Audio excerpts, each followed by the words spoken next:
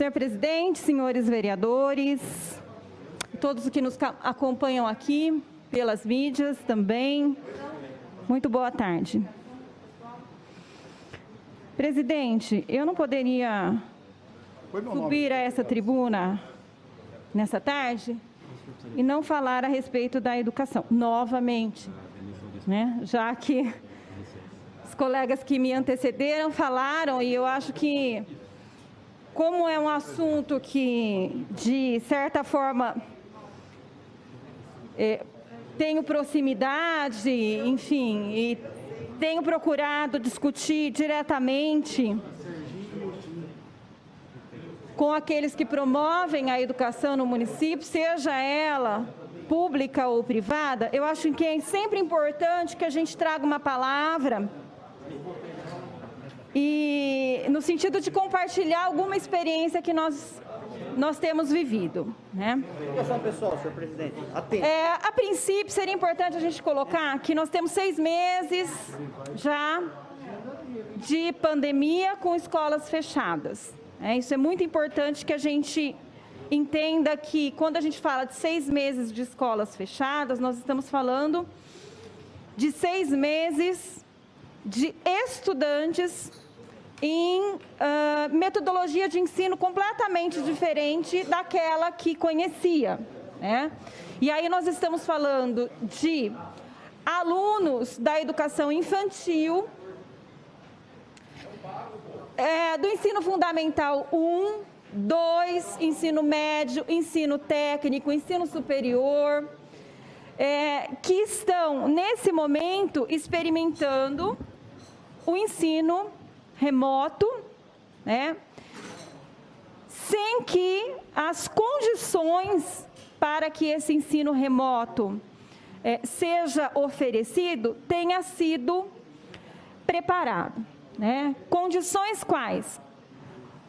Condições previstas na aprendizagem do ensino EAD, né, já que foi o único que foi apresentado até o momento, né, e para o ensino superior já há um mês, o híbrido, né, onde nós temos o ensino remoto aliado a práticas laboratoriais presenciais.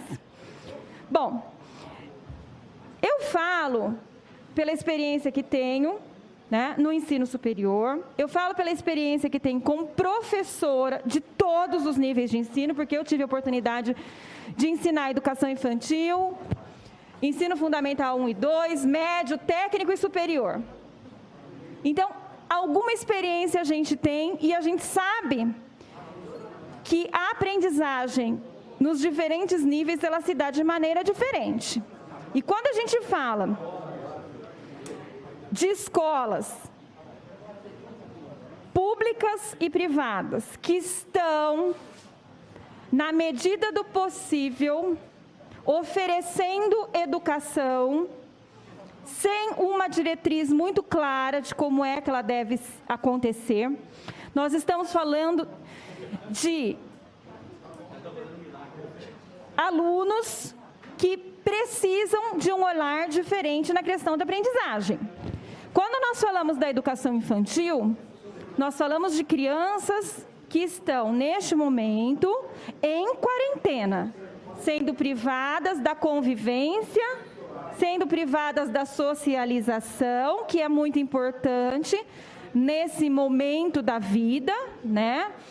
Quando a gente fala da educação infantil, nós estamos falando das crianças que têm a oportunidade de estar em escola, não a obrigatoriedade até os 4 anos, e dos 4 aos 6 já com alguma obrigatoriedade, porque é obrigação garantir escola às crianças a partir dos 4 anos de idade, né? Então, uma criança, tanto na rede pública quanto na rede privada, né, a partir dos 4 anos, ela participa, e ela participa porque ela tem esse direito garantido, né?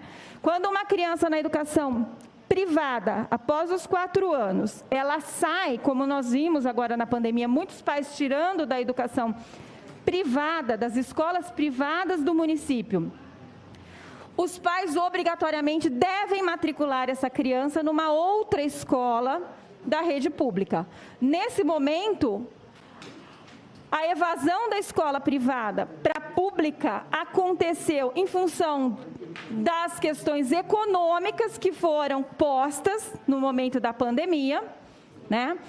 E também em função da dificuldade dos pais, das famílias, em acompanharem as crianças nesse momento da aprendizagem, né?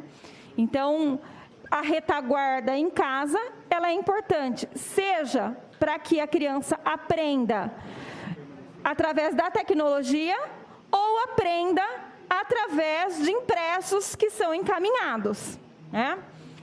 A questão da metodologia aplicada é muito questionável, mas houve uma liberdade muito grande para que as escolas pudessem estar oferecendo nesse momento de pandemia aquilo que fosse possível aos seus alunos, né?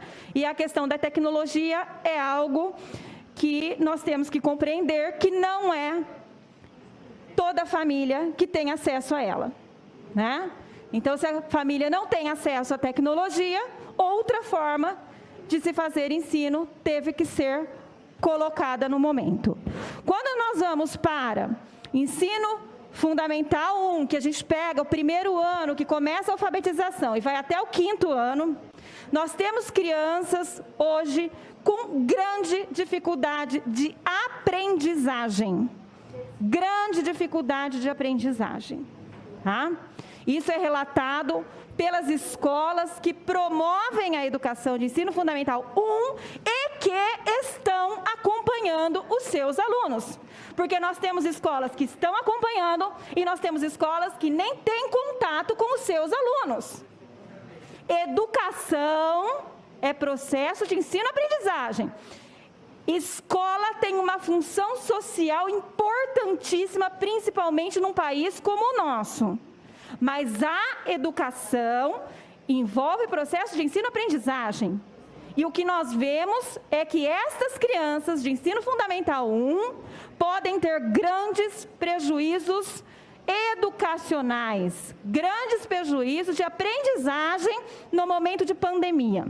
Ensino fundamental 2 e ensino médio, nós temos as crianças, os jovens que estão acessando tecnologia com uma situação de aprendizagem um pouco melhorada, mas nós temos um grande volume de estudantes que não têm acesso à tecnologia. Então, nós temos também uma deficiência de formação dessas crianças e desses jovens que não pode ser desconsiderada. No ensino superior, nós temos também a dificuldade no acesso à tecnologia, mas, na medida do possível, nós estamos tratando com jovens que têm um pouco mais de autonomia, que conseguem passar as dificuldades, que conseguem falar por si e tratam diretamente com a escola.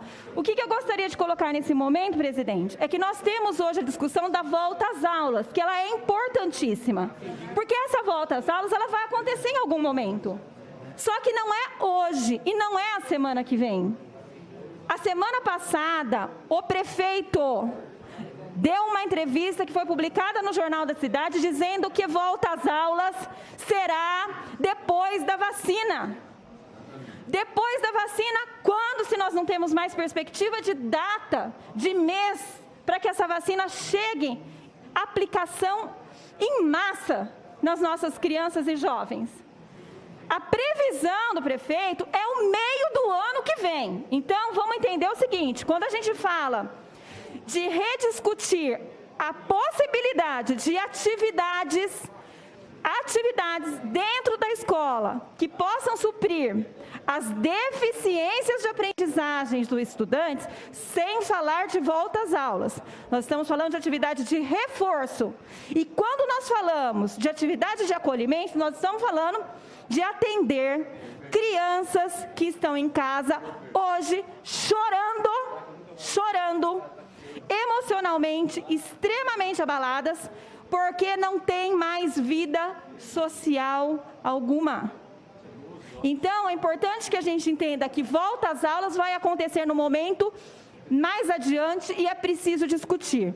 E neste momento nós temos uma palavra da secretária municipal de educação dizendo que a partir da semana que vem as escolas poderão opcionalmente oferecer atividades de reforço e de acolhimento em suas unidades, seja na educação pública ou na privada.